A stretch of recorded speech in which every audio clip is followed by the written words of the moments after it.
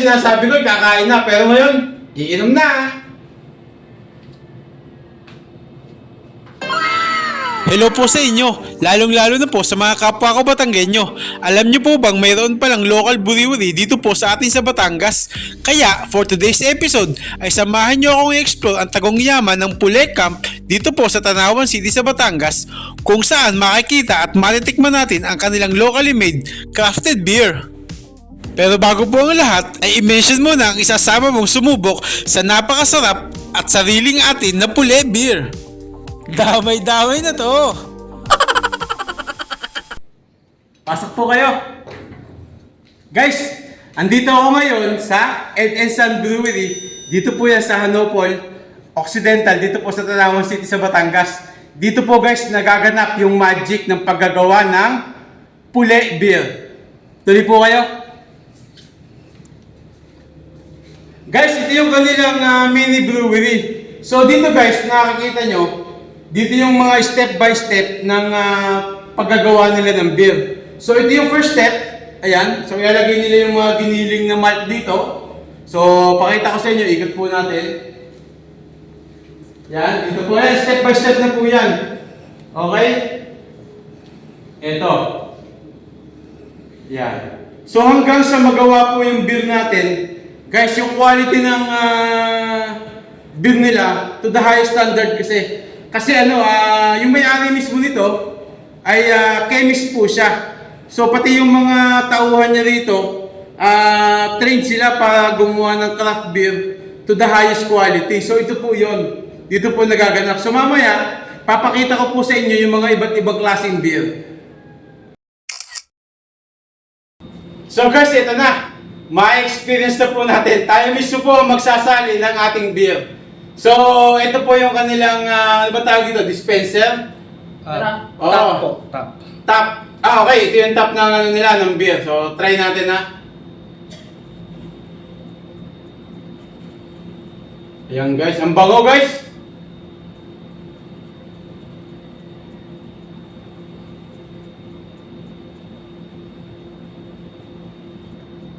So, tignan natin guys, no? So, ito yung kauna-unahan kong top beer na craft beer, okay? Panalo! Hello sa inyo mga katropa! So, nandito po tayo ngayon sa Hanopol Occidental, dito po sa Tanawan City. Dito po sa Pule Camp. Okay, so dito po tayo sa top room nila. Ito po yung pinaka-bar. So guys, ipapakilala ko sa inyo yung mga iba't ibang klaseng craft beer na meron dito. So, ito po yan. Okay? Pero bago po yan guys pinapaalala ko sa inyo, support your local brewery. Okay? So guys, meron silang 4 na klase ng beer dito. Ano? Ang una, ano ba tawag dito? Supremo IPA. Okay, so mamaya, titikman natin siya isa-isa. So guys, tingnan nyo. First off, makikita nyo, ang ganda nung labeling niya, pati yung bote, no? Parang talagang pinag-isipan yung beer. So, tingnan natin kung makaka-live up to the expectations yung content. Okay guys? Sige ha. So, subukan natin itong Supremo IPA. Ito muna yung ating, yung ating susubukan. So guys, dito nga pala sa top room nila, ito, papakita ko sa inyo yung pagsasali nila ng beer. Ito po, watch nyo po yung video. Ayan. So guys, dito, yung experience mo ng pag-inom ng beer, parang nag-level up dahil hindi lang basta-basta beer yung inumin mo. Craft beer, quality talaga. Ito po ay Batangas locally made craft beer. First and only po yata ito dito sa Tanawan City. So, pinagmamalaki po natin yung mga taga-Tanawan. Okay? So, subukan natin. Usually, ang sinasabi ko, kakain na. Pero ngayon, iinom na. Ba guys, ang sarap. Ang sarap guys ng lasa. Hindi siya yung hindi siya mapait. May konting manamis-namis akong nalalasahan at saka yung alcohol content niya. Saktong-sakto talaga. Parang masarap mag-chill dito, So guys, FYI nga pala, itong Pule Beer, so ganun pala yung pronunciation, Hindi Pule Beer, Pule Beer. Dinerive po ito sa pangalan ng ating bayani na si Apolinario Mabini, isa sa mga pinagmamalaki nating mga Batanggenyo. So, Puli, yun po yung kanyang nickname. Okay? So, nag-start po ito noong 2019. So, alam niyo naman, noong 2019, nagkaroon ng COVID-19.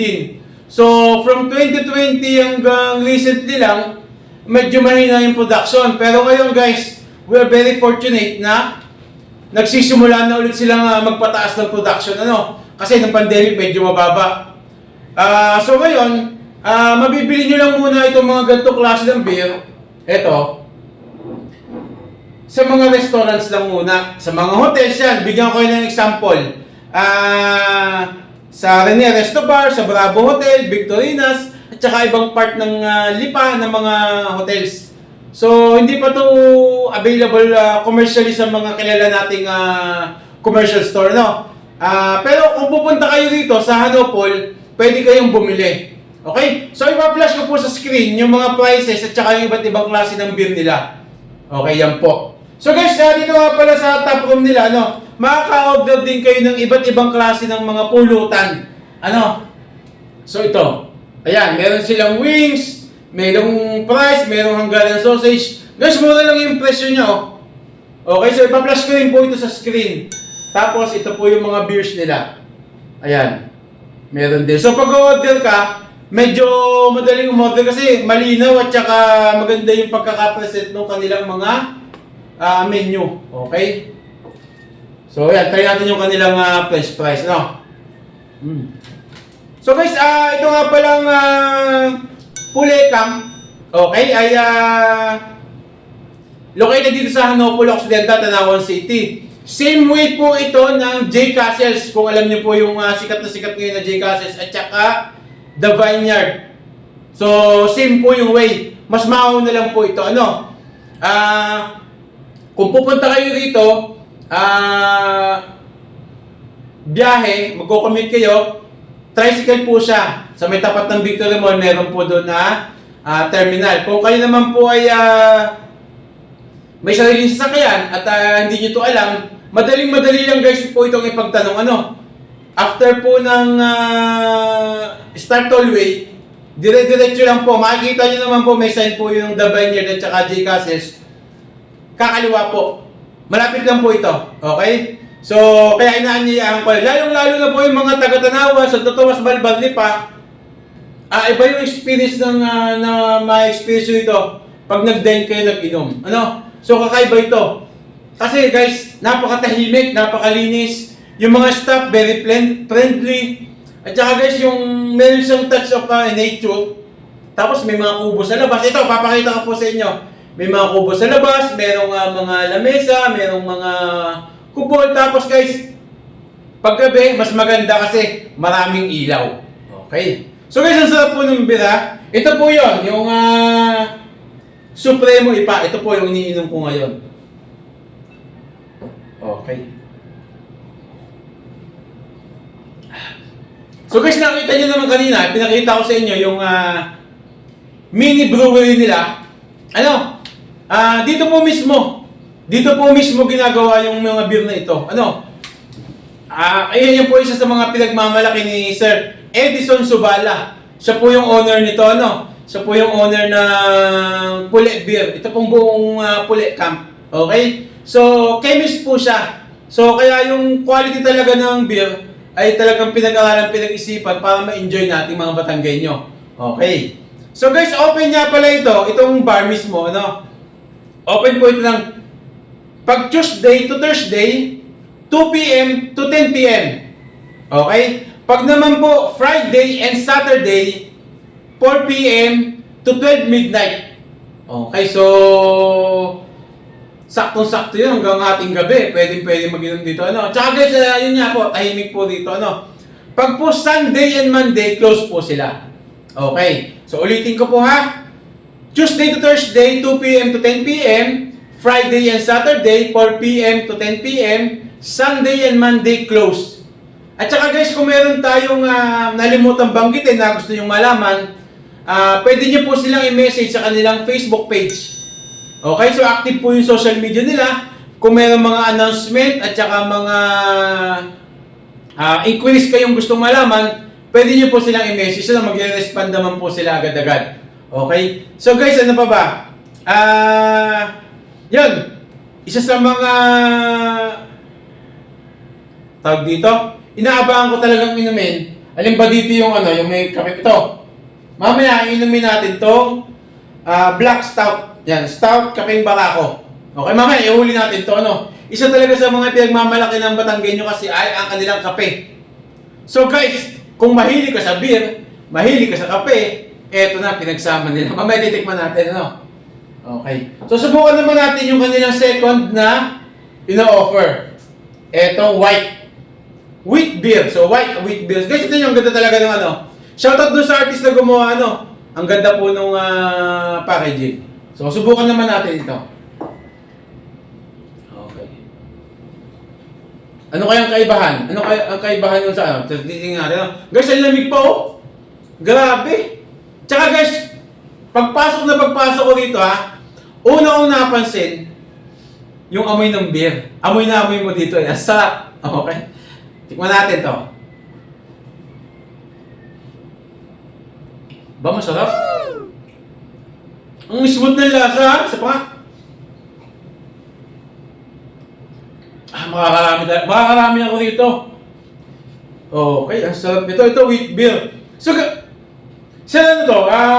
Babae yung cover. So, pang babae ba to? Hindi naman. Yes po. Oh, yun, yung pala, Ladies drink siya. So, ladies drink. Smooth na smooth lang. Chill na chill lang, Okay. Ito, wheat beer.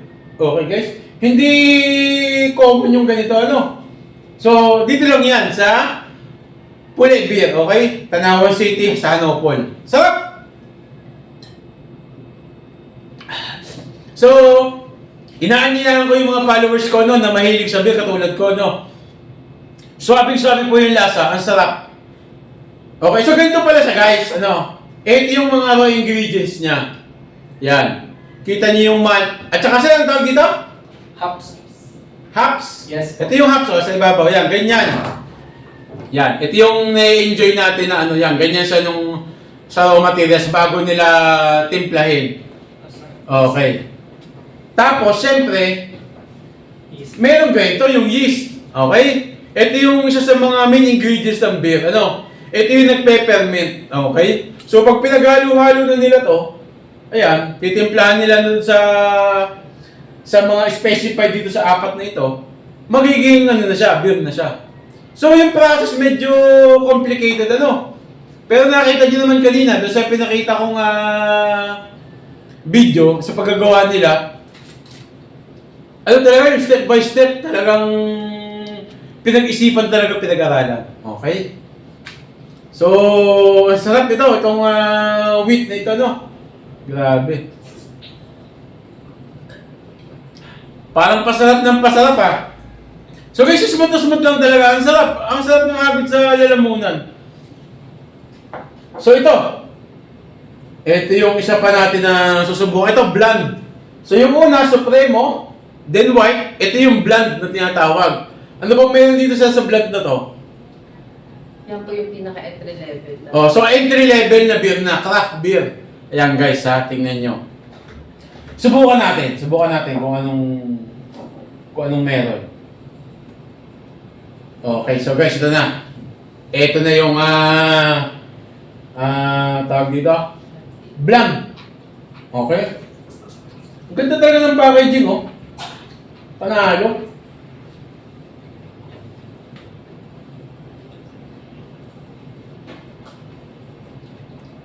Ba?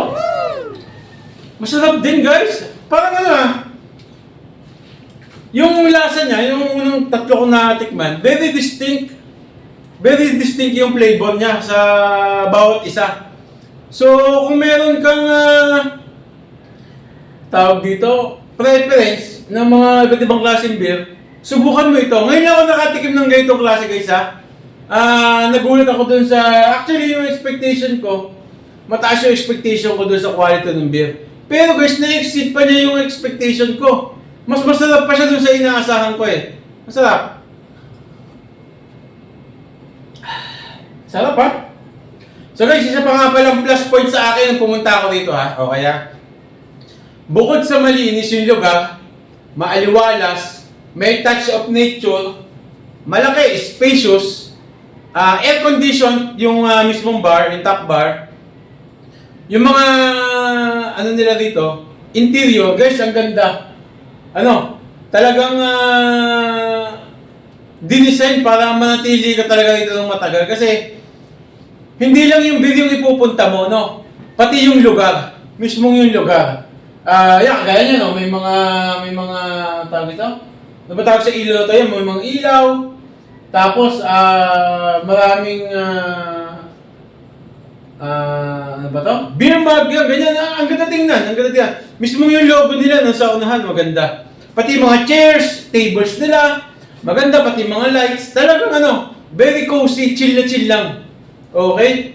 So, tsaka yung beer nila, hindi naman kamahalan. Afford na afford po natin. Ano? Tsaka, yung lasa, yung quality, yung quantity, sulit na sulit po ang ibabayad nyo. Ano, yun po yung atin talagang ine-emphasize sa inyo. Tsaka guys, hindi matutumbasan ng ano, ng halaga yung quality ng beer, yung lasa. Ang sarap.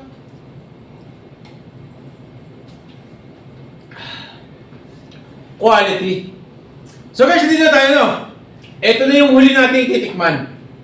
Talagang hinuli ko po ito dahil na-curious talaga ako. Ito yung black.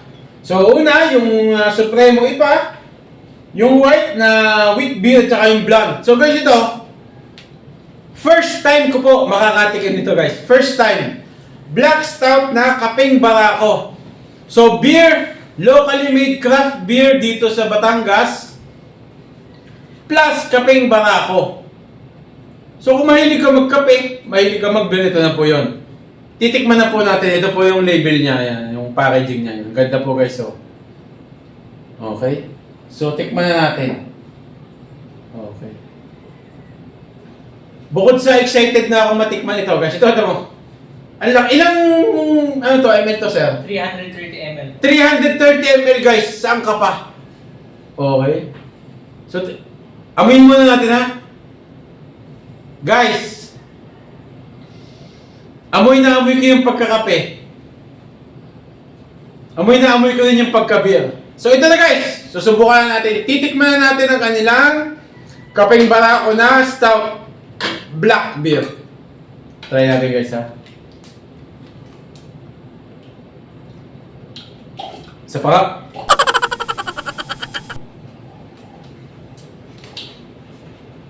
Ayos. Suwabe din guys, suwabe din ano. Hindi masyadong matapang yung lasa. Hindi naman siya kulang. Sakto-sakto guys, ang sarap. Panalo. Panalo.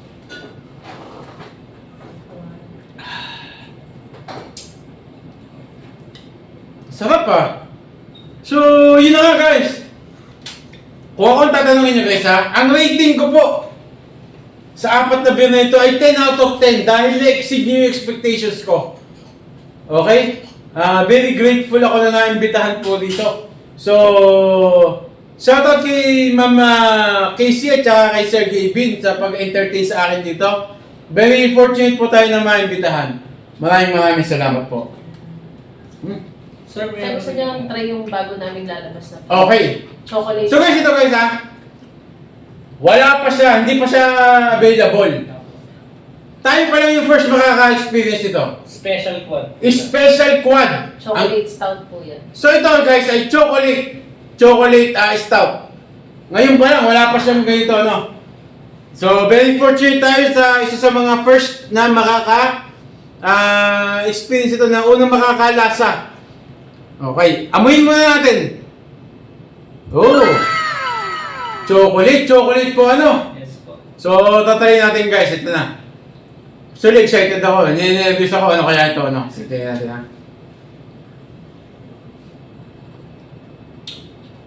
Ba? Parang, isa pa nga. Masarap. Guys, ang suabe. Okay, isa to sa mga, actually, bias na ako. Sa apat na ito, nagustuhan ko yung kape talaga. Pero ito, yung 1, 2, 3, yung Supremo, yung white, at saka yung blood, sobrang swabe inumin. Pero ito guys, iba. May lasa talaga. Tsaka guys, yan nga, pag nag-inom pala kayo rito ha, lalong-lalo na sa mga millennials, very Instagrammable yung place. Tsaka guys, tingnan nyo naman yung lagayan. Sa ganito kayo iinom, nakaka-feeling social. Okay, ang sarap. So, ano pa yan, sir? 10% kung alcohol level mo. Okay, so ito yung pinakamataas. Yes. So 10% to, kasi ito ay 5 to 7 lamang, itong apat na to, 5 to 7%. Ito yung pinakamataas nila, 10%. Masarap. Hindi siya mahirap linukin, masarap. Smooth na smooth lang din. Ang ganda, actually, ang galing nung nung pagkakatimpla. So saludo talaga ako kay Sir. Yung owner po ay si Sir Edison Subala. So shoutout sa iyo, Sir, ipakita natin yung picture ni Sir para makilala niyo. Ito po, papakita ko po yung picture ni Sir. Yan. Yan, siya po yung mismong owner tsaka yung chemist ng mga beer. Ano pa ba? Meron pa ba tayong hindi nabanggit? Wala naman na So first, flagship craft beer with Kapeng Barako. Yan po, yung black. Tapos guys, itong mga ibang beer na very very smooth. Napakasarap inumin.